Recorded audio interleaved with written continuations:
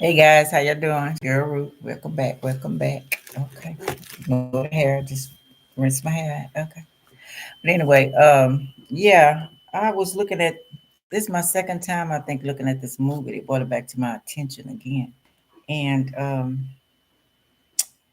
I was trying to see, what exactly it's talking about. So I paid attention really this time, and it was talking about, the man in the movie. He kept uh, having the same dream over and over and over again. And the dream had to do with him being in Grand Central Station, um, seeing like a pattern, like, like the same thing everybody was doing at the same time, and the clock would always be on 222. So he was confused about that. So it bothered him. So later on, he met a lady and they connected so closely, like they knew each other before. And so after a while, he kept having the movie. So he started telling her about his dream. And, she didn't think none of it, whatever. So she was dating somebody else, and that person was in love with her, but she didn't love him. But she fell in love with this particular guy. And so they hit it off good. So he started telling her, like I was saying, this, the things that's going on in his life. So she happened to mention it to the guy that loved her. So when the guy that loved her, they had like an art museum. She worked at an art museum, and she still worked with her ex. And, so she still worked with her ex, and so he was paying attention to what she was saying about the boyfriend, right? The new boyfriend. So he made a brilliant art that had to do with virtual reality. And the virtual reality was based on Grand Central Station. And it had everything in place like his dream was. So she invited her boyfriend to the show. And when she invited him to the show, he was, appalled. He was shocked because he was like, he's seeing everything that he told her in his dreams. And he asked the guy, he said, how did you do this? How did you know this? How did you get in my head? How did you know about everything that was going on at this point? So he started pushing the guy. He was angry, so I started pushing. So the girl, she thought he was, why are you doing this? Stop, you're embarrassing me, because he had a lot of people around. So she told him to leave, so he left. So he went back home. So he started mapping everything out. He started. I seen him. Sandra Bullock did a movie, something like that too, where everything was real occurring. But anyway, so so he started mapping everything out and putting everything in place. So every morning he'd get up, everything would happen the same way over and over again. It was a pattern. Okay. So after he started doing it, he would name it as he go down the street. This gonna happen. That gonna happen. So he finally, what did he do? Um, oh, she came to see him, and he started. No, he found some letters in the apartment he was staying in. And when he found the letters, all the letters was from his new girlfriend that she had wrote to him. And he thought that was odd, but he didn't know what to think of it at the time. So he was trying. Letitia, hey Letitia. So the girl ex-boyfriend was telling her that he was crazy, and you know what they say about people who see patterns, they have schizophrenia. So it's like, if okay, if they got schizophrenia, then all of us got schizophrenia, because we all see patterns, and we all have memories of the past. But this was so specific that after the girl started seeing more of it was going on, and really looking at the ex-boyfriend, because he wanted to take her away, because he wanted her back. So he wanted to take her away and all this kind of stuff. So she was feeling bad about the situation after her and the guy had broke up. So she went back to the boyfriend, because it was also, she thought, best friends. And when he wanted to take her away to get her mind off everything, they were supposed to fly.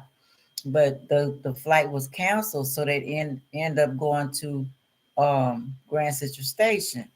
And as they went in Grand Central Station, as the ex boyfriend was going to get the tickets, she started looking around, and everything that on, and she didn't know she was pregnant, so she started coming to her mind, and like, okay, he's not lying, all this is true.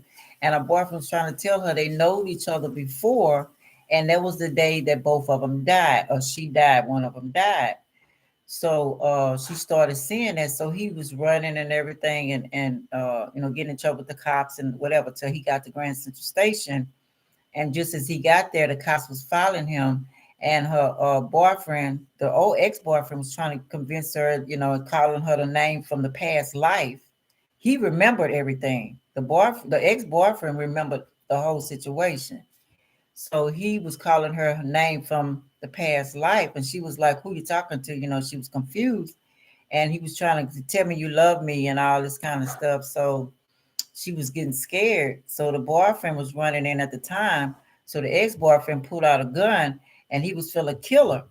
And just as he was finna kill her, the new boyfriend jumped in the way, and then the cops shot the ex-boyfriend and killed him.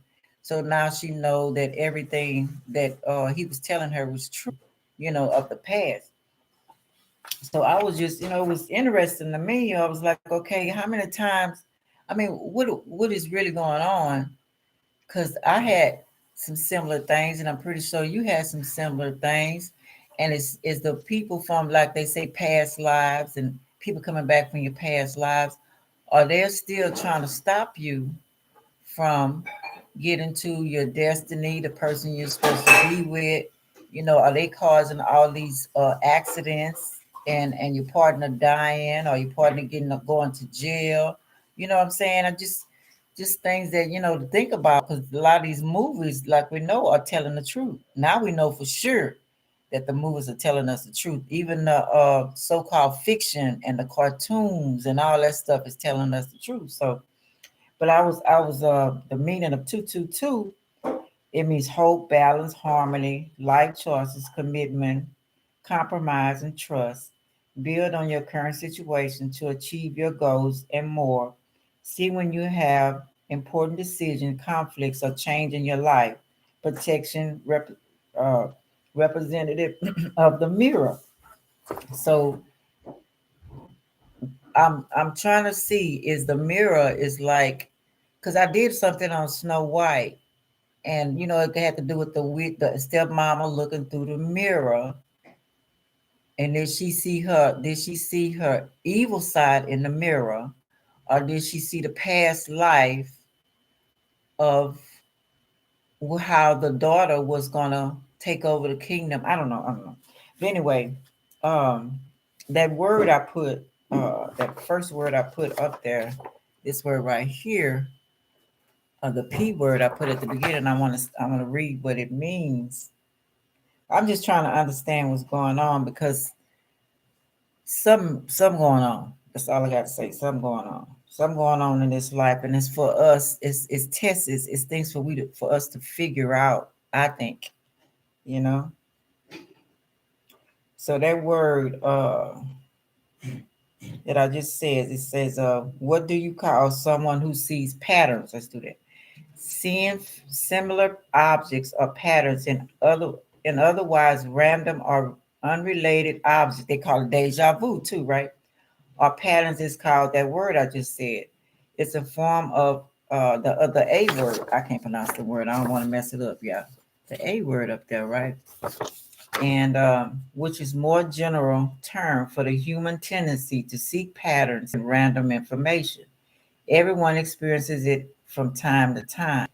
Okay, let's see what else we got. So that A word refers to the human tendency to see patterns and meaning in random information. The term was coined in 1958 by a German neurologist, Claude Conrad, who was studying the unmotivated seeing of connections in patterns with schizophrenia. Okay, Sus- uh, suspicions, whatever. refer to that A word as patternicity or type 1 error. So I'm wondering why would they say that. My thoughts was people who more advanced in the head, the so-called mental schizophrenia. I mean, some people might, have different things that happen, being hit in the head or whatever. But if they say it's schizophrenia, to me, why would you say that to a person who already foresees what's going on, and they feel like they've been at that moment, deja vu before, and you say they're crazy? So that means that you remember everything from the past, just like the ex-boyfriend did. So your job is to keep the person not knowing. So you're gonna make them think something is wrong with them and they're sick, and you put them on medication to confuse their mind even more, hoping you can stop them from even thinking that way. So it's just something to think about. The tendency to perceive and connect a connection or meaningful pattern between unrelated or random things, such as objects or ideas. What psychiatrists call that A word, the human tendencies, connection, and patterns are not real. I'm gonna go to DuckDuckGo because they usually give me more. It says that P word. What causes this? Dr. Palmer thinks that P word is a product of our evolution, noting that studies have observed the phenomenon among monkeys, suggesting the brain function has been inherited from primates. Our brain has evolved to facilitate social interaction, and this shapes the way that we see the world around us. I'm not quite understanding what that means, but I was thinking about the movie Lucy, when she went into her mind and ended up looking at the ape Lucy. And then I watched another movie, which I'm gonna talk about again because I really want to get off into these movies.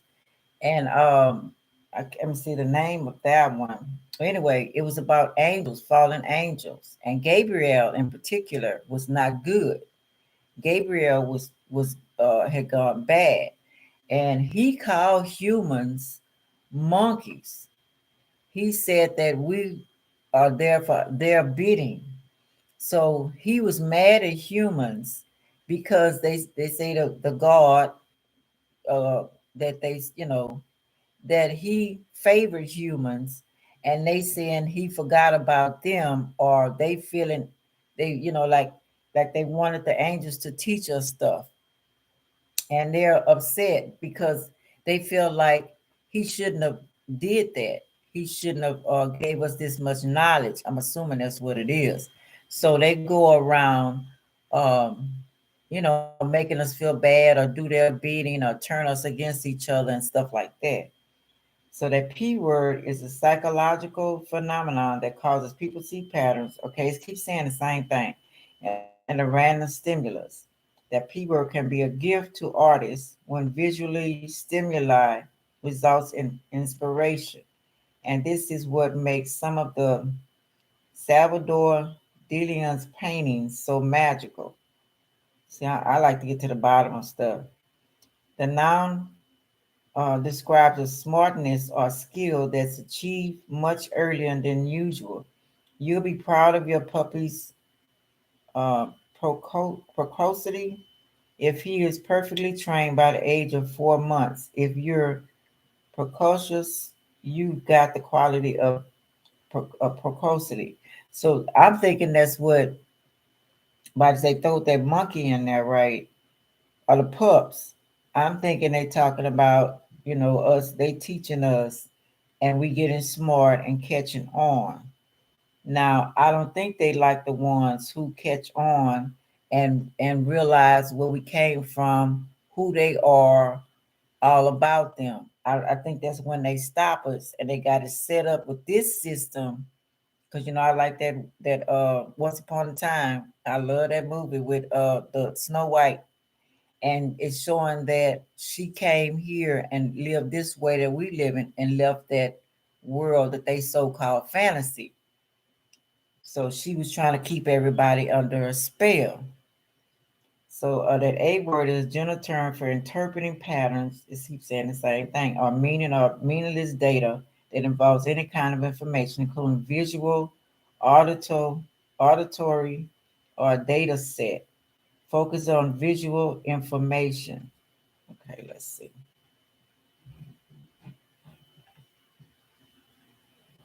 What do you call a person who sees patterns in everything? Such a person is called ASTUTE. Such a person thinks on their feet. They have a heightened sense of awareness. They are acutely aware. In the absence of the conscious is the women. Let me see. Okay, so you're aware what's going on, the trickery. Okay, then schizophrenia, a long-term mental disorder of a type involving a breakdown in the relationship between thought, emotion, and behavior, leading to faulty perception, inappropriate actions and feelings, withdrawal from reality and personal relationships into fantasy and delusion and a sense of mental fragmentation. Okay, but is it? Okay, so what I've seen and observed by having that in my family is they seeing things that they've been here before, and things are coming at them or try to convince them, kind of like the movie I told y'all to go look at, whoever listened to Bless the Child. And they want to stop them from changing the world, to grow to your highest height, to realize who you are and the power and authority that, because if we made from the creators, that means that we can create, so we have the power like them. But the fallen angels up in charge, whatever they call themselves, don't want us to do that. That's my perception of it, you know. Let me see. I'm go. What else I got? Yeah, I thought that was interesting. I'm gonna do some of the movie. Okay. So this is him. I know y'all can see it, and they gonna show flag me, but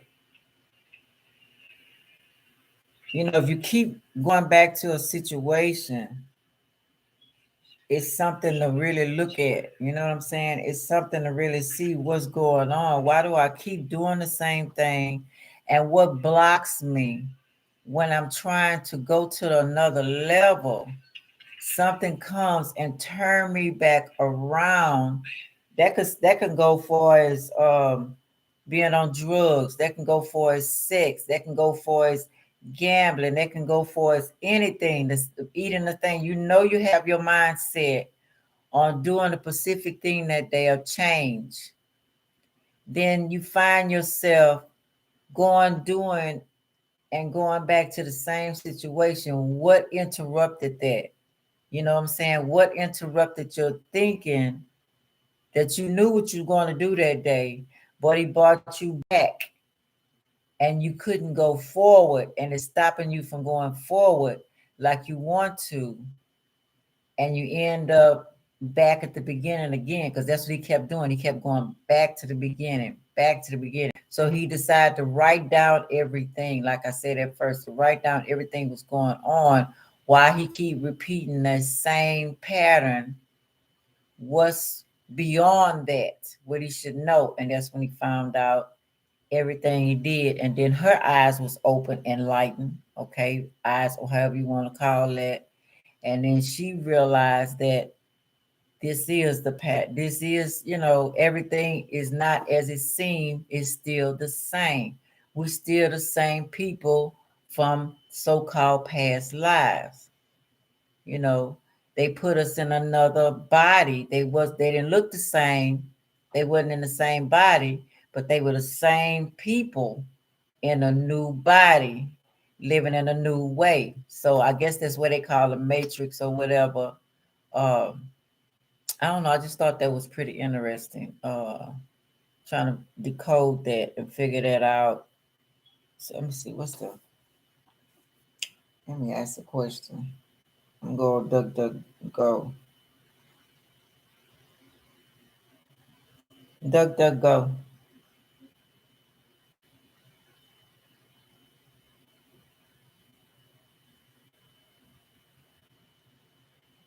decode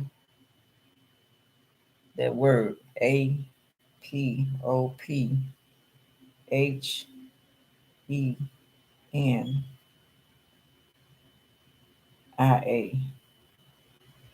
Let's see if it give me something.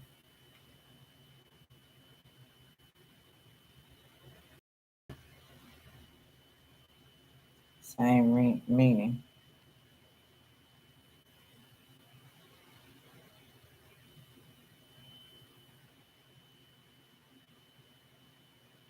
Okay, here go another meaning.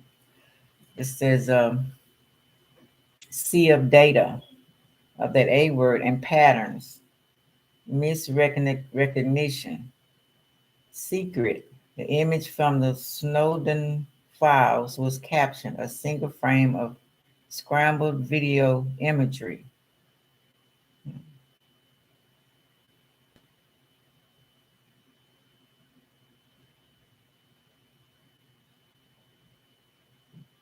Okay, let's see. This is the image from the Snowden files labeled secret. One yet one cannot see anything on it. This is exactly why it is systematic. Not seeing anything intelligible is the new norm. Information is passed on as a set of signals that cannot be picked up by human senses. Contem- Contemporary perception is mechanic to large degrees. The spectrum of human vision only covers a thin part of it. Electric charges, radio waves, light pulses encoded by machines, for machines are zipping by at slightly subliminal speed. Seeing is superseded by calculating probabilities, vision losses importance, and is replaced by filtering, decrypting, and pattern recognition. Snowden's image of noise could stand in for a more general human inability to perceive technical signals unless they are processed and translated accordingly. But noise is not nothing. On the contrary, noise is a huge issue, not only for the NSA, but the machinic modes of perception as a whole. Signal V, noise was the title of the column on the internal NSA website running from 2011 to 2012. It sanctively frames the NSA's main problem, how to extract information from the truckloads of data. It's not about, let me see what it said. Analysts are choking on interceptive communication. They need to unscramble, filter, decrypted, refine, and process truckloads of data.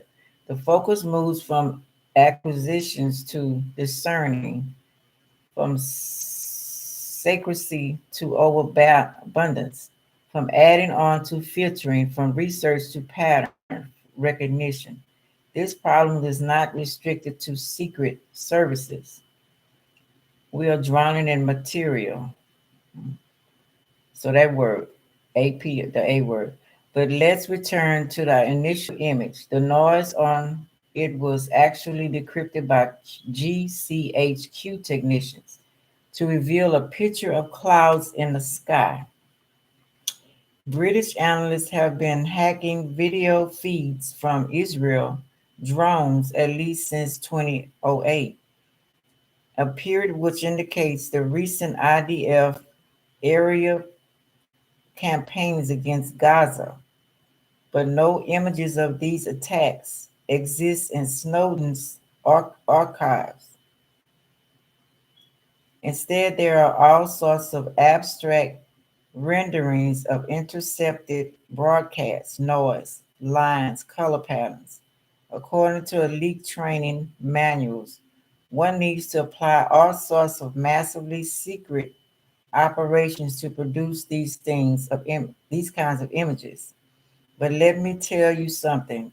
I will decrypt this image for you without any secret allegories. I will use a secret ninja technique instead, and I will even teach you how to do it for free. Please focus very strongly on this image right now. Don't it look like a shimmering surface of water in the evening sun? So, where's the image? Is this perhaps the sea of data itself? An overwhelming body of water which one could drown in. Can you see the waves moving ever so slightly? So I guess he had the image up here, I'm assuming. Okay. Hmm. I am using a good old method called the A word.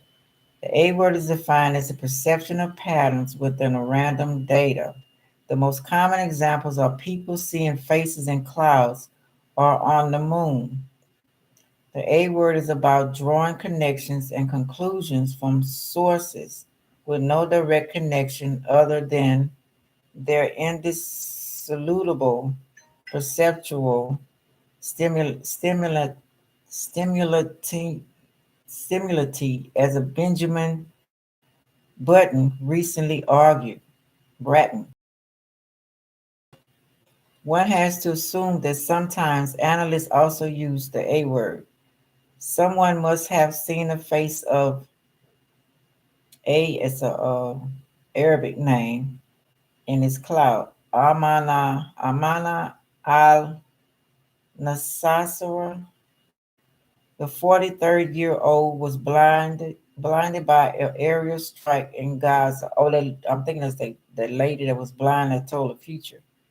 In 2012, in front of her TV, we were in the house watching the news on TV. My husband said he wanted to go to sleep, but I wanted to stay up and watch Al Jazeera to see if there was any news of a ceasefire. The last thing I remember, my husband asked if I changed the channel, and I said yes. I didn't feel anything when the bomb hit. I was unconscious. I didn't wake up again until I was in the ambulance. Amani suffered second-degree burns and was largely blinded. What kind of signal was extracted from what kind of noise? To what suggests that Ali Nassar was a legitimate target? Which faces appeared on which screen and why? Or to put it differently, who is signaled and who is disposable noise? Okay, I see it now. The Russian TV station Zilla claimed this flock of birds over New York City appeared to form the shape of President Vladimir Vladimir Putin's face. YouTube video screen.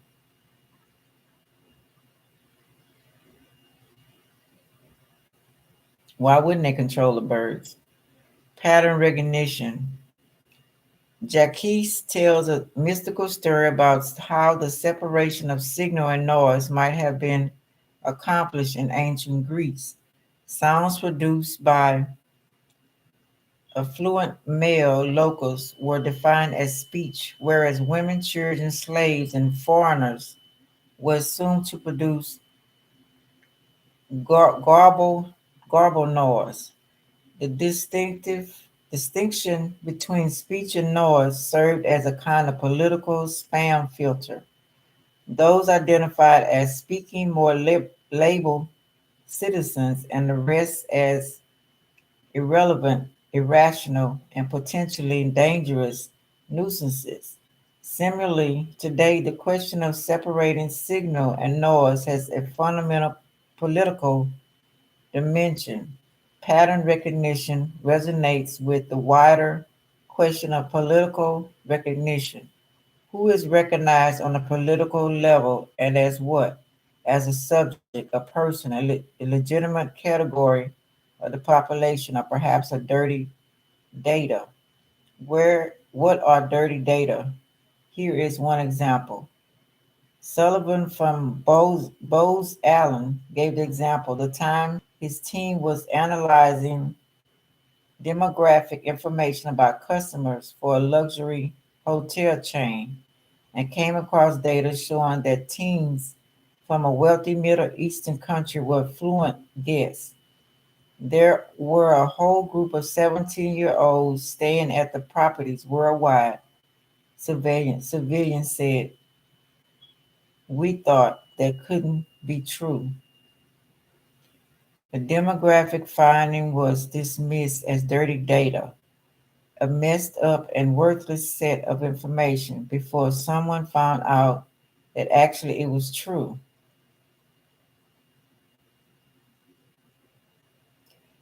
Brown teenagers in this worldview are likely to exist. Dead brown teenagers, why not?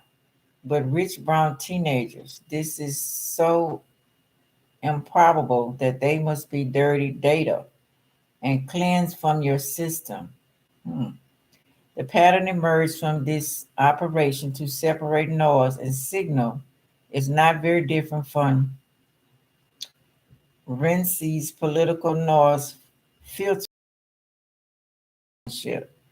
rationality, and privilege. Affluent brown teenagers seem just as unlikely as speaking slaves and women in the Greek polis. On the other hand, dirty data are also something like a shape of surreptitious refusals. They express a refusal to be counted and measured. Mm, okay. Hey, how you doing? Oh, yeah, oh yeah, you like that movie too? Hey, friend. Yeah, they had me watching that twice. So did you get the concept? Dirty data.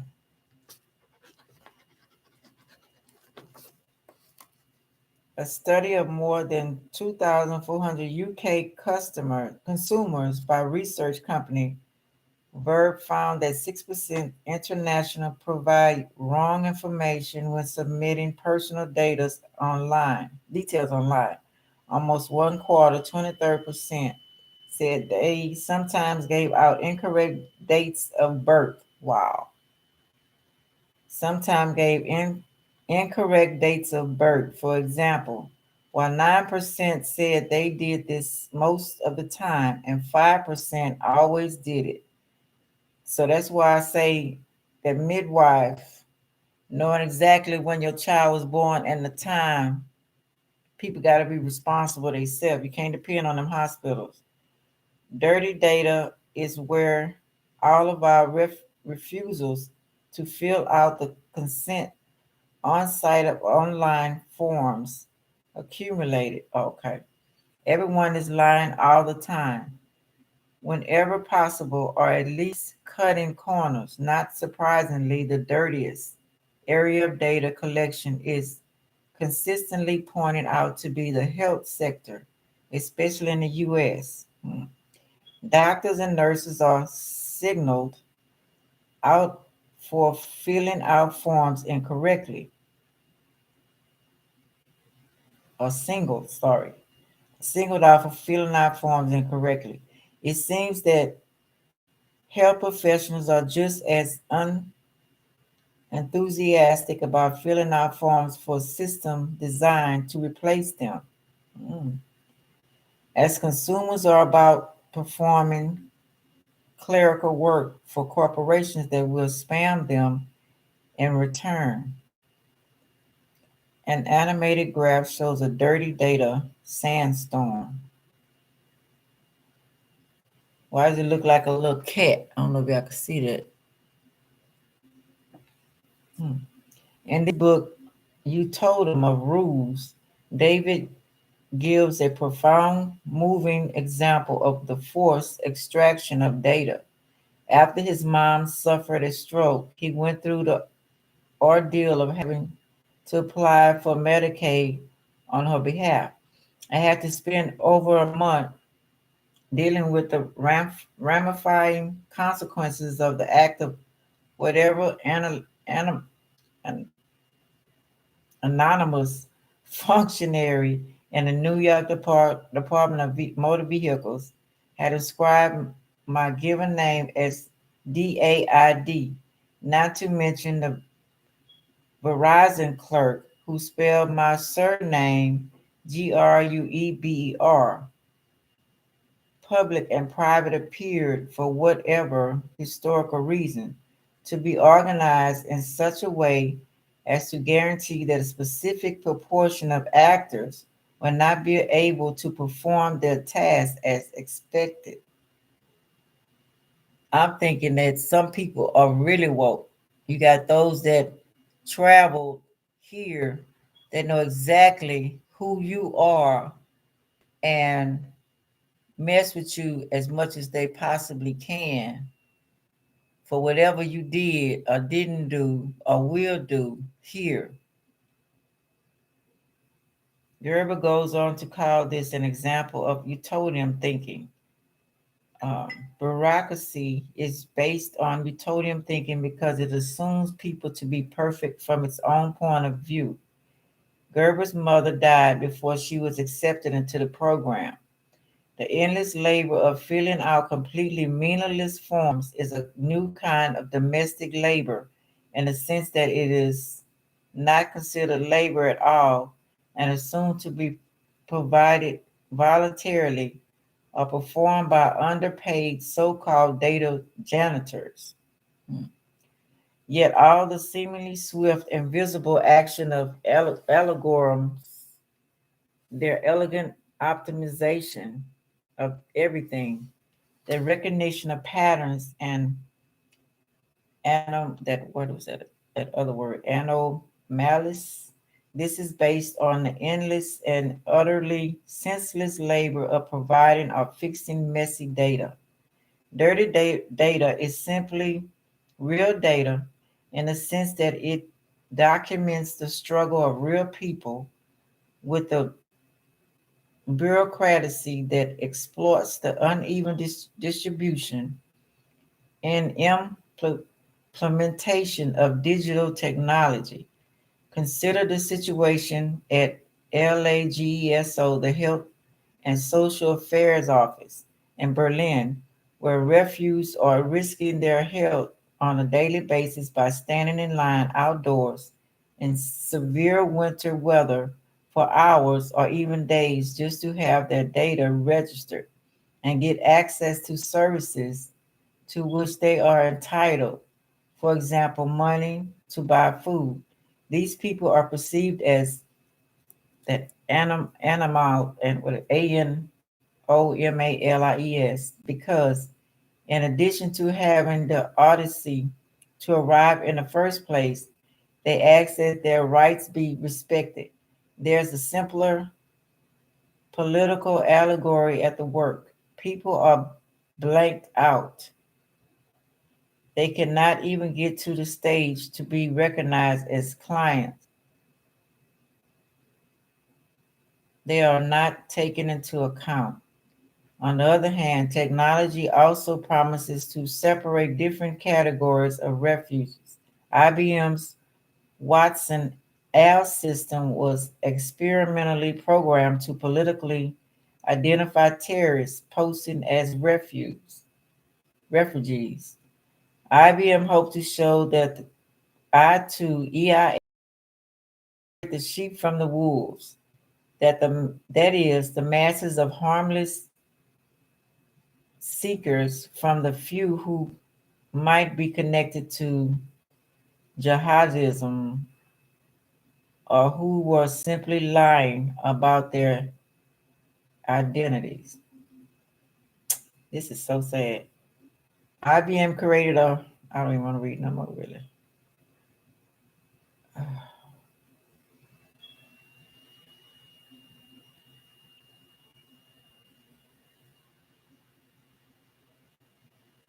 Wow. I'm sorry, y'all. Just don't want to read no more. This is so sad. It's like they got we too much in their hands. We really are. And like I was showing the Snow White machine from the movie Deja Vu actually exists. So what I'm saying today, they did yesterday to stop whatever today, but they already knew what I was gonna do. It's crazy. That's so crazy. And watching you, everything you do, your children, you know what I'm saying? It's you're naked, your kids naked, they what you do, you're making love wherever you go, they're watching everything and they rating you and calling you, you're not significant. You don't matter. They matter. It's I don't know. It's just crazy to me. Well, y'all, listen, I got on that movie, okay? It's just sad. It's really sad. But let me go to the next one. And I appreciate y'all coming. Thanks, friend, and thanks, Leticia. I really appreciate it. And I'll talk to y'all later. I don't know the solution, but I just thought that was interesting. There's some other movies they had me look at. I'll probably come back. All right, love y'all. Have a great day. Be safe, okay? Protect yourself and be aware. All right, love y'all. Bye.